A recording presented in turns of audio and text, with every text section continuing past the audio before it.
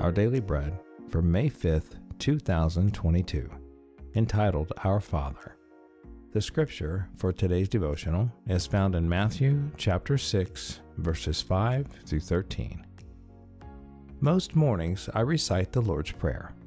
I'm not worth much for the new day until I've grounded myself in those words. Recently, I'd said only the first two words, Our Father, when my phone rang. It startled me as it was 5:43 a.m. Guess who? The phone display read Dad. Before I had a chance to answer, the call quickly ended. I guessed my dad had called by mistake, and sure enough, he had. Random coincidence? Maybe. But I believe we live in a world awash in the mercy of God.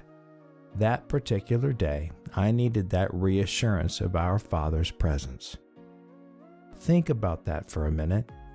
All of the ways that Jesus could have taught his disciples to begin their prayers, he chose those two words, Our Father, as the starting point. Random? No. Jesus was never less than intentional with his words. We all have different relationships with our earthly fathers, some good, some far less than that. However, praying in the way we should is not addressing my Father or your Father, but our Father, the one who sees us and hears us and who knows what we need before we even ask him. What an amazing reassurance, especially on those days when we feel forgotten or alone, abandoned, or simply just not worth much. Remember, regardless of where we are and what time of day or night it might be, our Father in heaven is always near. Reflecting on today's devotional, how can you make the Lord's Prayer a part of your life?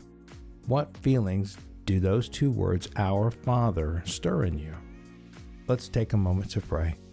Father, thank you for your promise to hear me when I pray, regardless of where I may be.